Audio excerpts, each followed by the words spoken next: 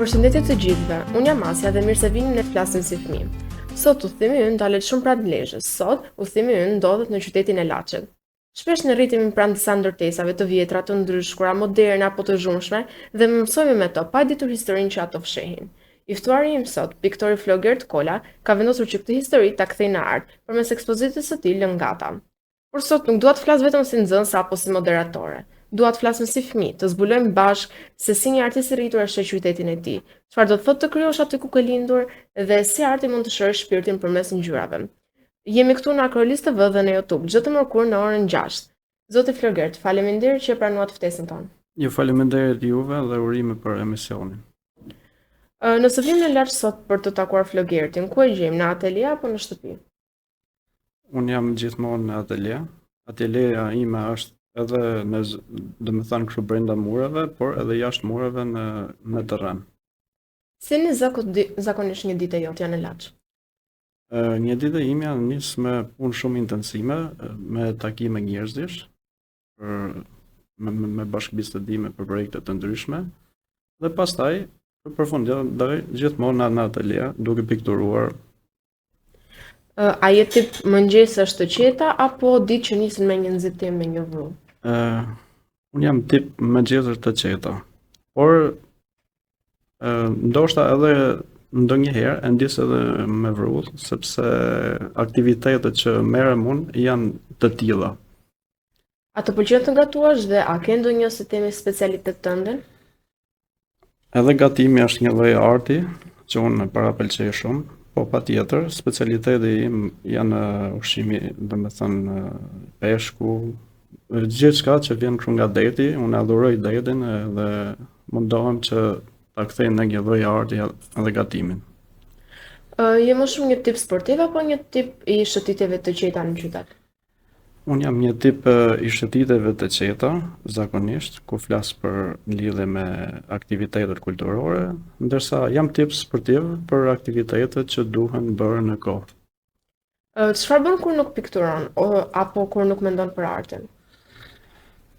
Kur nuk mendoj për artin, unë lexoj libra të ndryshëm, do me thënë për të plotësuar pak a shumë botë kuptimin tim për jetën, për shoqërinë dhe për gjitha. Çfarë lloj librash lexon? Unë më pëlqen më shumë librat fantastiko-shkencore, të cilët lidhe me ekzistencializmin, domethënë me planetet, me universin, me gjitha këto. Cila është një gjë e vogël e përditshme që të bën të ndihesh mirë? Humanizmi. Nëse do të takoje veten tënde kur ishe 12 vjeç, çfarë do t'i thoja? Ndoshta do ndryshoja diçka tek vetja, sepse unë kam pas gjithmonë dëshirë që nëse nuk do isha piktor, do të isha mjek ose diçka për një lloj heroizmi në thojza për ndihmuar njerëzit. Si është të jetosh në Laç sot, përveç asaj që ne shohim në lajme? Laçi është një qytet gjithmonë edhe në zhvillim, domethënë ka ato dinamikat e veta, jo si metropolet, siç e ka Tirana ose kështu vende të mëdha, por është një qytet i qetë, i dashur dhe ka njerëz shumë pozitiv. A je ndjer ndonjëherë i paragjykuar vetëm se vjen nga Laçi? Faktikisht, kur kam qenë, domethënë student në universitet, e kam pas këtë lloj gjëje, derisa me punë dhe me dashamirësi e kam hequr, domethënë në shoqërinë e Tiranës, por jo dhe shumë, sepse nuk i kam lënë aq hapësirë tjerëve për të menduar ata. Çfarë do të thotë për ty të jesh një artist nga një qytet ku shpesh paragjykohet se ka probleme më të mëdha se arti?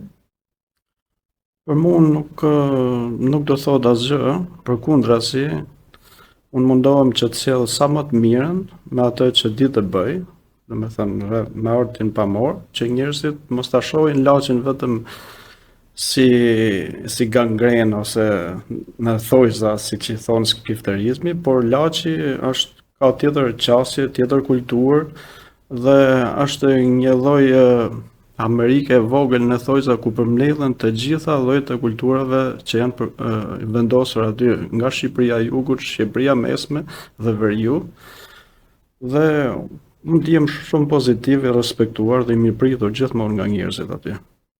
Në punën tënde si piktor, të ndihmon apo të kufizon fakti që punon edhe në Pallatin e Kulturës së qytetit? Jo, absolutisht. Fakti që punoj te Pallati i Kulturës më bën të ndihem edhe më mirë, sepse vetë kështu Pallati i Kulturës, domethënë qendra i prodhimit të gjithë aktiviteteve kulturore, është diçka e bukur sepse të lidhën në të gjitha zhanrat artistik. Dhe njerëz që vinë edhe nga jashtë, për shembull siç kanë qenë trupa teatrale që kemi pasur edhe bashkëpunime, organizata të ndryshme.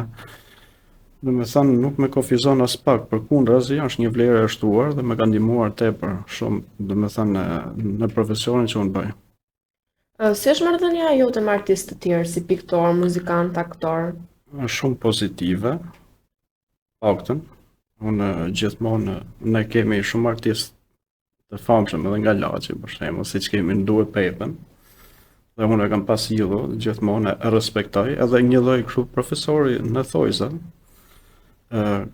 edhe artistë të tjerë, për shembull, siç është Pashuk Lala. Edhe kolegët e mi jam ndjer shumë pozitiv, janë shumë bashkëpunues, edhe me muzikantët, edhe me profesorët e koreografisë. Ne kemi shumë bashkëpunime të mira. A është e vështirë të mjetosh financiarisht si artist në Shqipëri? Patjetër, është shumë e vështirë, të them të drejtën, sepse duhet punosh shumë, por përveç se financave, kënaqësia më e madhe është që nëpërmjet artit i bën njerëzit të lumtur. Kjo është arritja për çdo artist. Pastaj, kështu pasuria është diçka tjetër se ne pak a shumë kemi studiuar që artistët gjithmonë bëhen të pasur pas vdekjes së tyre për veprat që lejnë pas. Por është edhe çështje fati, duhet edhe shumë punë dhe angazhim që t'ja dalësh. Gjithsesi unë nuk e kam parë financën, domethënë si mjet më tepër se sa të shoh njerëzit të lumtur nëpërmes artit që shërbej. Si është mbështetja nga institucionet lokale dhe qendrore? Pra, a mbështetet arti nga politika? Shiko, unë faktikisht do doja që politika të mbështeste arti, por pa dalë në skenë, sepse arti do të ketë qasjen e vet të pastër. Nëse bëhet njëshme me politikën, pastaj nuk është art. Po flas, domethënë kështu për mendimin tim. Por po mbështetet, domethënë e prorja e bashkisë së Kurbin, kryetare i ka mbështetur shumë aktivitete kulturore dhe është iniciatore për këtë. Plus edhe stafi i Pallatit të Kulturës dhe qendrës së fëmijëve kanë bërë më të mirën. Po bizneset lokale, a e kuptojnë dhe mbështesin rolin e artit në komunitet? Po, disa biznese po e mbështesin dhe janë artdashës, disa. Ka dhe disa të tjerë, jo se nuk janë artdashës, por i kanë mundësitë e pakta. Ato e duan që ta kenë një vepër arti domethënë në hapësirat e tyre të biznesit, por ndoshta është edhe kjo akoma koha nuk ka ardhe atill për të pasur një qasje kundrejt kësaj.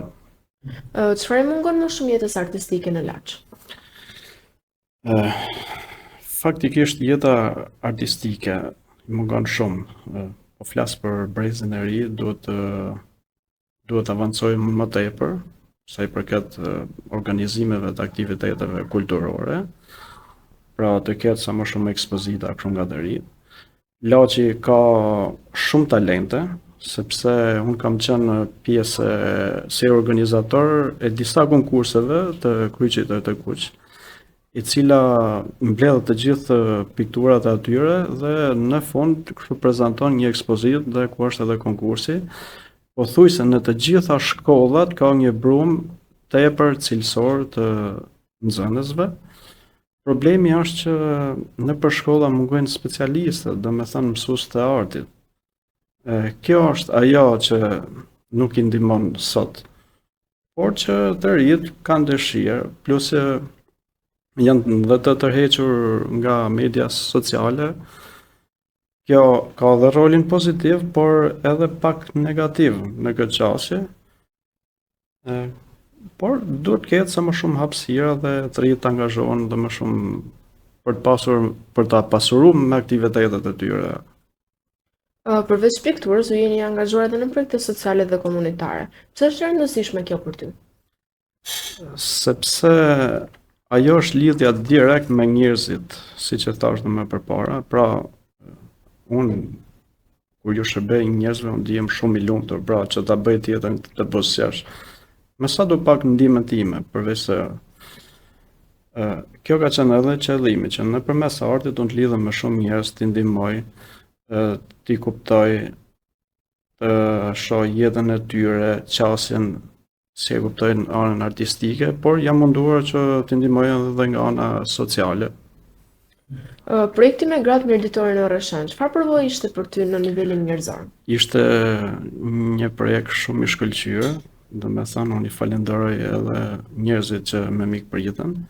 Ishte një bashkëpunim me CFND-n, ku kisha, domethënë, udhëheqëse profesoresh doktoresh Esmeralda Selida, që ishte kështu pedagogja ime, e falenderoj shumë se ajo më mundsoi që të isha pjesë e projektit të grave të Mirditës.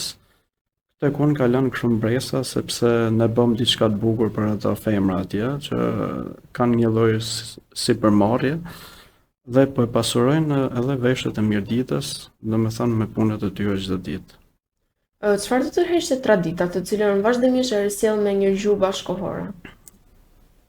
Unë Akademinë e Arteve kam mbaruar për skenografi, kostumografi dhe mësuesi.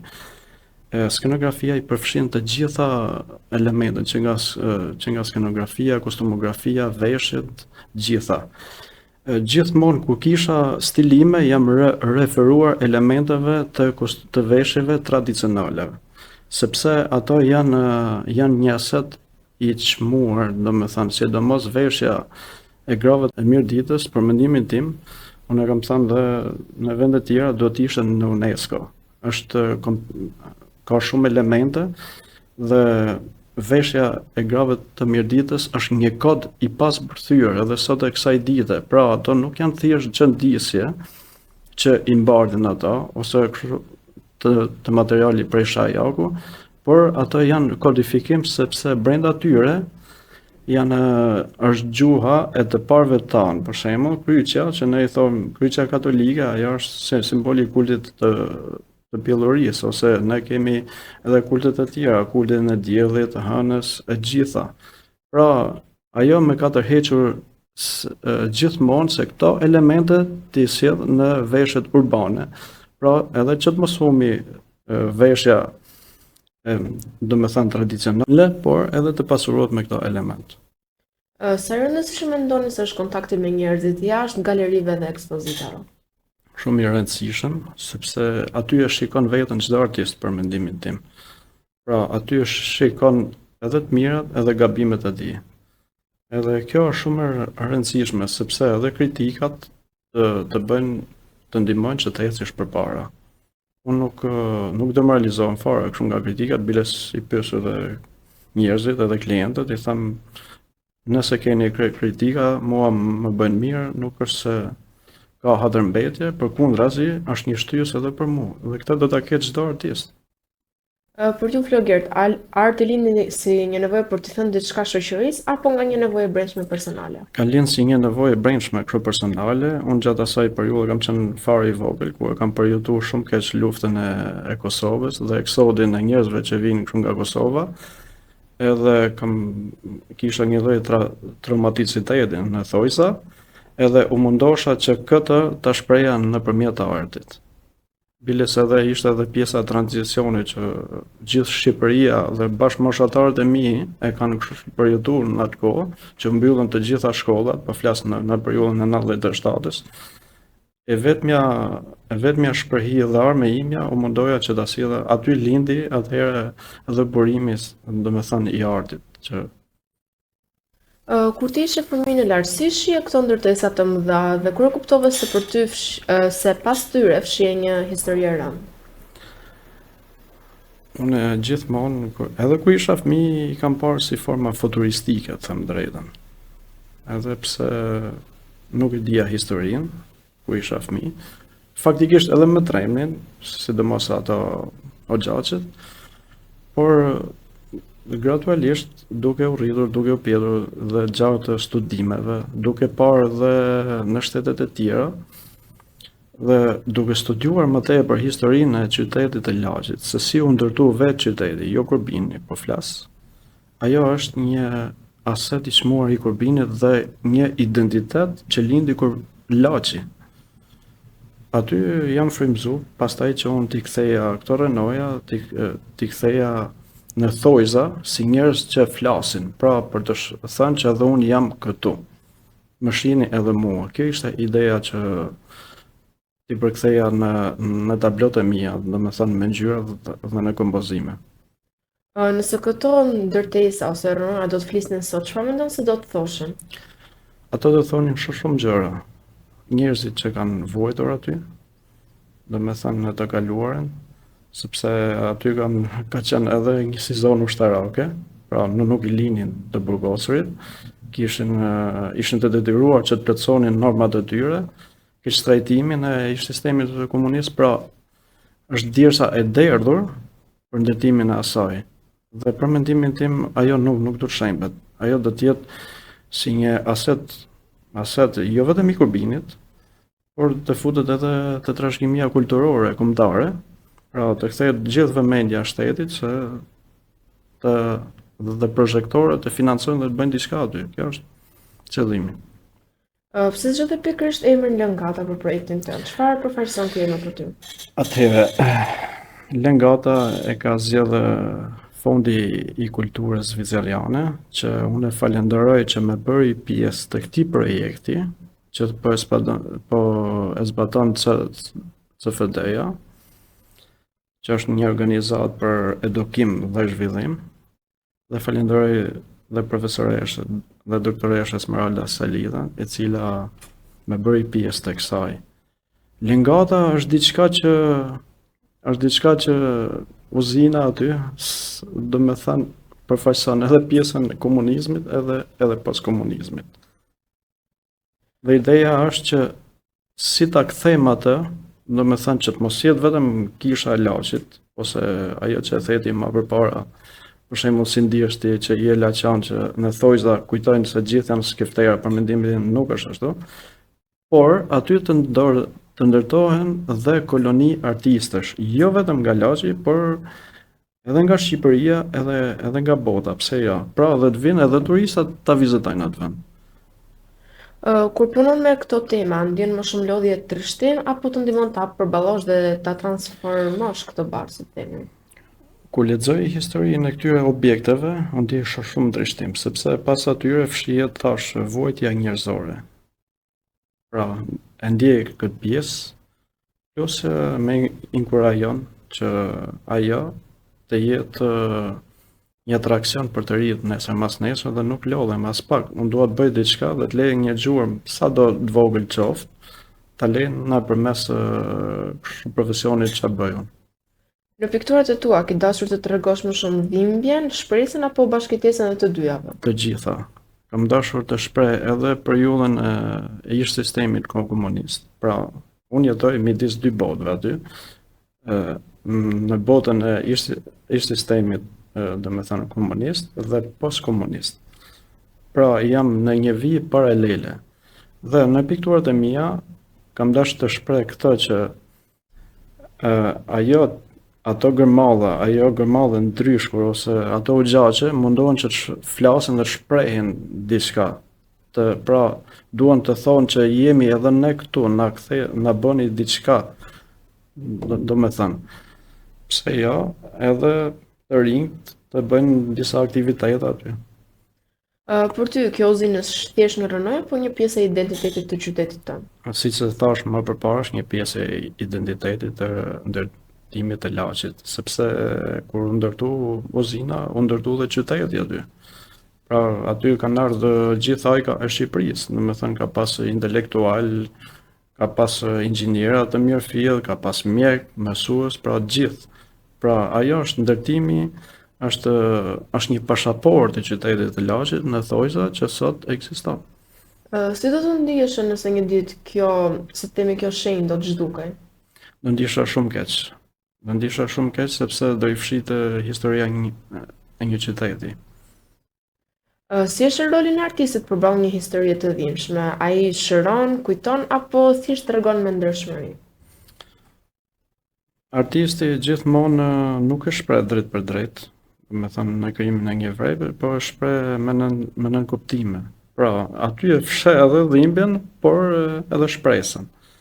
Këtë mundohem të bëj edhe në krijimet e mia, dhe me thënë në pikturat që kam bërë nga disa nga hapësirat e Ishozinat, me ato rënoja që janë ngelur. Nëse do t'i flisje një adoleshenti për këtë ekspozit me një fjali të vetme, cila do ishte ajo? Fjalia do ishte siç po bëj unë diçka për atë objekt, bëj edhe ti diçka me të ardhmen. Ju jeni baba i dy vajzave, çfarë do thotë kjo për ty? Unë falenderoj Zotin, sepse në radhë parë që jam prind, sepse Zoti më ka sjellur që të jem i dy vajzave, dhe ndihem tepër i bërkuar, dhe është një privilegj tepër i madh, sepse është një përgjegjësi shumë e madhe të jesh prind. Fëmijët gjithmonë mësojnë nga prindrit e tyre, po ti, çfarë ke mësuar për veten nga vajzat e tua? Unë ballafaqoj gjithmonë veten. Edhe ato gabimet e mia i shoh, për shembull, i shoh të gocat mia. Edhe mësoj gjithmonë, edhe ato nga unë, edhe unë nga ato. Sepse ato jetojnë në një kohë tjetër, që ndoshta unë sa kuptoj sot, por mundohem që të marr më të mirën edhe prej atyne. Pra, jemi të dy në një lloj kështu bashkëkohore. A mendon se të qenit prind të bën më të ndjeshëm ndaj botës përreth? Patjetër, absolutisht. Sidomos të qenurit prind më ka bërë edhe më sensibël, domethënë dhe më human, domethënë tek të rinjt, me dhimbje, sinqerisht, sikur fëmijët e mi, në këtë periudhë të mirgull, po flas, më thoj zë. Si e ka ndryshuar kjo përvojë mënyrën se si ti e sheh artin apo se si e krijon? Me jep një bot kuptim tjetër, më shumë ngjyra. Domethënë, të qenurit prind më ka plotësuar më shumë spektrin e ngjyrave, po flas. Çfarë do doje që ardhmja të sjellë te vajzave të tua? Ne prindrit jemi ato që kemi detyrën që t'ju sjellim të ardhmën, domethënë një të ardhme tepër të mirë fëmijëve. Unë kam shumë ëndra, faktikisht, që vajzat, kush është ai prind që nuk e do më të mirën për fëmijët e vet. Pra, edhe unë jam nga ato që unë du më të mirën për fëmijët e mi, dhe dua që t'ju le një hapësirë ose një korridor, domethënë një emër të mirë tek njerëzit, që nesër pas nesër thonë që janë gocat e filanit ose filan artisti. Pra, t'ju le një emër të mirë, kjo është më e mira që mund bëjë një prind edhe për fëmijët. A kanë vajzat e tua të njëjtin pasion për pikturën sikur ju, apo kanë diçka tjetër që ju pëlqen të bëjnë? Vajzat mia kanë pasion edhe në matematikën, fizikën, por edhe artin, dhe kanë pasion edhe stilimin.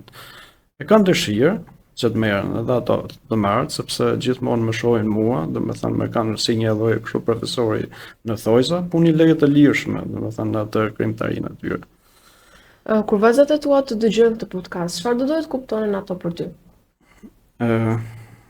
Ato duhet rrallë parë duhet shohin që kështu babai ky është, po bën më të mirën kështu për ta, për t'ju lënë diçka të mirë në jetë, dhe shpresoj që ato të ecin në rrugën e tyre, por të kenë një lloj shembulli, domethënë tek unë. Çfarë do t'i thojë një të riu që mendon se jeta e artistit është më e veçantë se e të tjerëve? Një të riu, jeta e artistit është më e veçantë sepse të lidh me shumë njerëz, të gjitha kështu profesioneve. Kjo është gjëja më e bukur. Pra, merr gjën më të mirë të atyre, plus që ju jep pjesën artistike. Edhe të rinjt duhet të angazhohen te kjo pjesë. Jo vetëm në artin pamor, por në të gjitha llojet e zhanreve, sepse tu po shoh që shumë pak të rinj merren dhe me teatrin. Edhe teatri është një lloj bote që të lidh me shumë njerëzit. Nëse një ditë do ta lije penelin, cila do ishte mënyra tjetër që do zgjidhje për të shprehur ose për të komunikuar me botën?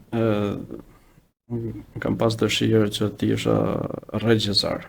Domethënë që edhe ajo është një lloj shprehje, por edhe mjek. siç e përmenda më përpara, këta kanë pas si dëshirë se e kanë atë sensin humanist të ndihmojnë të tjerët. Kur mendoni për të ardhmen, çfarë shpresë ke për qytetin tënd dhe për artin? Unë kam shpresë, sepse ky brez tash është sidomos brezi jot që tepër i çuditshëm dhe për mirë, kështu po flas, janë super talente dhe shoqëruesit paktën i kanë harruar ose nuk i kanë përjetuar ato gjërat që ne i kemi përjetuar dhe besoj që do bëjnë kështu më të mirën dhe Laçi do të jetë akoma më mirë se ç'është sot. Zoti Flogert, faleminderit për gjithçka të bukur që ndahet nga jeta dhe bota juaj. Ju falenderoj edhe juve, edhe urime për emisionin, shpresoj që të bëhet një televizion sa më i madh në të ardhmen. Ju faleminderit edhe një herë. Të nderuar miq, kjo ishte biseda ime me Flogert Kolën. Uroj ta keni pëlqyer po aq sa edhe unë. Sot kuptova se ndryshkuj fabrikave të Laçit mund të kthehet në bukuri nëse e sheh me sytë e duhur dhe se arti ka fuqinë do të bëjë më të ndjeshëm, të të bëjë të kuptosh gjërat më shumë. Gjithashtu kuptova që dashuria e një prindi për fëmijët e tij mbetet e fortë pavarësisht sfidave të jetës. Ndonjëherë ne të rinjt i shohim gjërat më qartë sepse nuk kemi frikë të bëjmë pyetje dhe të dëgjojmë përgjigjet me zemër të hapur. Zoti Flogert, shumë faleminderit për sinqeritetin dhe qetësinë që solle sot. Nga Onasja, nxënëse e shkollës Beslidja këtu në Lezhë, ju uroj një mbrëmje të bukur. Shihemi të mërkurën tjetër në orën 6 në Akrolis TV dhe në YouTube. Mirupafshim.